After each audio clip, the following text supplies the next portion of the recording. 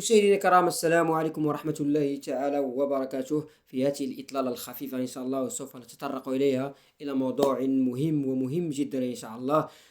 موضوع جدير بالاهتمام ويجب أن نتكلم عليه. أولا نبدأ حلقتنا بالصلاة والسلام على مولانا سيدنا محمد صلى الله عليه وسلم، خير البشرية جمعاء. اليوم سنتكلم على واحد الشخص مهم ومهم جدا إن شاء الله. الشخص اللي صراحة ظلمناه بواحد السخرية لاذقة وما عطيناش حقه. واحد الشخص اللي خصنا اليوم نعطيو حقه ونهضروا عليه مزيان، هو السي وليد الركراكي. السي وليد الركراكي صراحة مجموعة من المرابط الإعلامية ومجموعة من الصحفيين ومجموعة من النقاد الرياضيين ظلموه بصراحة. آه، بزاف يعني خصو نعطيو حقه. اليوم غنتكلموا عليه بواحد الطريقه ديال الطريقه يعني الخاصه بنا، اللي غنقدروا نوصلوا للجمهور ديالنا ان شاء الله. واحد بواحد الخلاصه، يعني باش نخرجوا بواحد مجموعه من الاشياء الايجابيه في حق السي وليد الركراكي. السي وليد الركراكي البارح في الندوه الصحفيه كان كيبكي. يعني ملي كتشوف الرجال يبكون، عرف على انه وصلت العظم بالدارجه المغربيه، على ان السيد كان هز واحد الحق، واحد يعني اشياء خبيثه في القلب ديالو. يعني البارح خرجها واكد على انه هو المدرب، هو الاحق بتدريب المنتخب المغربي، هو اللي غيصلح يجي لنا كاس افريقيا. وصراحه يعني بقات له خطوه واحده باش يوصل اللقب اللي غاب على المنتخب المغربي من 1976، يعني 50 سنه ما وصلش المغرب للفينال. يعني صراحه ما وصلش لاكوب، يعني الفينال وصل له اخر مره في 2004، وكان وليد الركراكي انا ذاك لاعبا مع المدرب بدو الزكي. مدرب، حتى هو مدرب عنده شخصيه وعنده كاريزما، ومدرب في المستوى العالي. يعني مدرب مجموعه من الفرق، ودرب المنتخب المغربي وكيدرب منتخب النيجر وعطى الكره الوطنيه ويعني مدرب يعني شهم، مدرب مخضرم، مدرب يعني جميع الاوصاف الجميله تقدر تقول على هذا المدرب، هذا السي بدو الزكي. بدو الزكي في 2000، يعني في 2022 ملي عطاوه للوليد الركراكي على انه يشرف على المهمه ديال المنتخب الوطني المغربي، يعني بالحرف قال ان الركراكي مدرب قادم وقادم وقادم بقوه. بالحرف قال السي بدو الزكي في حق وليد الركراكي. اليوم وليد الركراكي كيبكي على المغرب اللي وصل الفينال ديال 2025، المنتخب المغربي ضد السنغال ان شاء الله غتكون في الرباط يوم 18 يناير في هاد السنه ديال 2026. مباراه غتكون مباراه حارقه، يعني باش كتعرف لا كلاس ديال المنتخب المغربي ولا كلاس ديال المنتخب السنغالي. المنتخب السنغالي بقى في مدينه طنجه كيلعب يعني الادوار الاقصائيه والادوار ديال خروج المغلوب، مقابل المنتخب المغربي بقى في مدينه الرباط الادوار الاقصائيه والادوار ديال خروج المغلوب.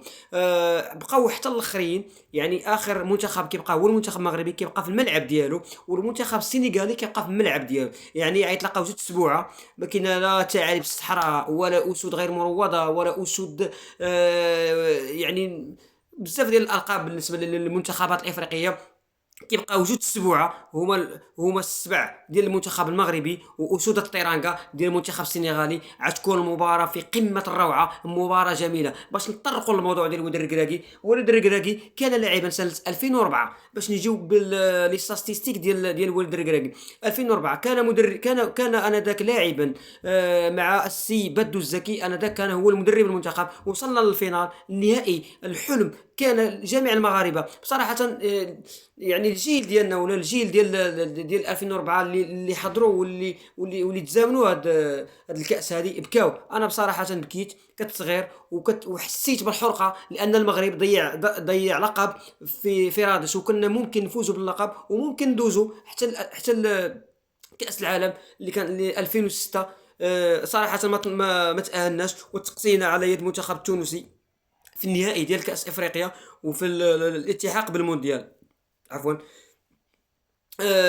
من تما يعني والمنتخب المغربي يعيش مشاكل متخبطه او مجموعه من الاشياء التي كانت يعني الشارع المغربي ما كانش كيعرف على المنتخب المغربي الاشياء الكثيره. الحمد لله اليوم وصلنا للفينال بلا كلاس ديالنا، بالهيبه ديال المغرب، بالتبوريضه ديال المنتخب المغربي اللي عمل مع المنتخب الكاميروني، وزمت المنتخب نيجيريا.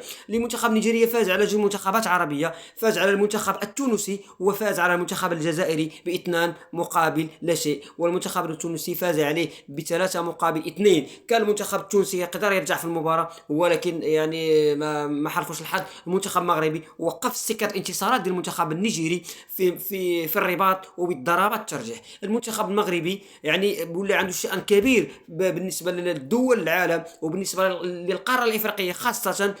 ولا عنده واحد ثقل وازن داخل المنظومه ديال كره القدم المغربيه من 2000، يعني 2004 ما وصلنا للفينال ديال كاس افريقيا، يعني 22 عام ما وصلناش للبوديوم، 22 عام ونحن نعاني. كنا لا بلا كلاس بالقراب بالقميجه البيضاء ديال السير في رونار كنا كنخسروا، وكنا عندنا عادي مدرب مغربي مازال غيخسر ولا غيتاهل غيبكي. تحس بالمواطنه داخل الفريق الوطني. لعبنا مع هوري ميشيل 2008، يعني في كاس افريقيا بغانا. قال لك سيدي وقال لهم على ان المنتخب المغربي ما عندوش لي بيلي ديال المنتخب اللي غيمشي بعيد في كاس افريقيا. لعبنا مع غيريس كنا كنخسروا كي قلنا ضربوا راسكم على الحيط. لعبنا مع مجموعه من المدربين. بصراحه كيكون عندك مدرب وطني، مدرب عنده واحد الغيره على الوطن قبل ان يكون عنده الغيره على المنتخب، مدرب كيعطي ما عنده وكيعطي احسن. وليد الركراكي من هذا المنبر نقول لك اسمح لنا جميعا وحنا ظلمناك صراحه. المدرب حنا ماشي كنا ضد المدرب، حنا كنا مع المدرب، ولكن في الفلسفه المدرب اللي كان يعني الخطه اللي كان كيدخل بها المدرب في المجموعه من المباريات كانت خطه فاشله. يعني الانتقادات اللي انتقدوه الصحافه واللي انتقدوه الجمهور المغربي والشارع المغربي راه ماشي ضدك، راه في الصالح ديالك. ووليد الركراكي يعني راه سمع الجمهور المغربي ودار بيهم وزاد كما كنقولوا حنا بالدارجه المغربيه، حزم الصمطه مزيان وتوكل على الله ومشى مزيان. المنتخب المغربي كيكبر مع المنتخبات الكبرى، المنتخب المغربي كيعطي مع المنتخبات الكبرى. وليد الركراكي حنا جميع من العقد، حنا العقده ديال الكاميرون، العقده ديال نيجيريا اللي انتصرت علينا في 2000 يعني كانت كتنتصر علينا في بزاف ديال الكؤوس الافريقيه، كانت كتخرجنا من دور المجموعات. فكنا العقده ديال طوغو، فكنا مجموعه من العقده ديال البرازيل، العقده ديال المونديال. يعني ما نكروش مره هادشي هذا في حق السي وليد الركراكي. ولكن وليد الركراكي وصلنا للعوينه اليوم، وصلنا لبر الامان، يعني وصلنا لهذاك كما كيقولوا هذاك البير خصنا نشربوا منه. خصنا كاس افريقيا، خصنا اللقب، خصنا نديوان ان شاء الله باذن الله تعالى وبركاته. خصنا نفوزوا بهذا اللقب باي طريقه بالكره باش ما بغات يعني. والمنتخب المغربي راه عنده من الامكانيات باش يفوز بهذه المباراه هذه والمباراه النهائيه امام وسود التيرانغا السنغال، المنتخب الشقيق، المنتخب الذي ابان على انه كان منتخبا متواضعا في جميع المباريات، في جميع المسابقات الإفريقية داخل المغرب وخارج المغرب. كان يخرج وكان يقصى وبكل روح رياضية، عكس المنتخبات الإفريقية الأخرى.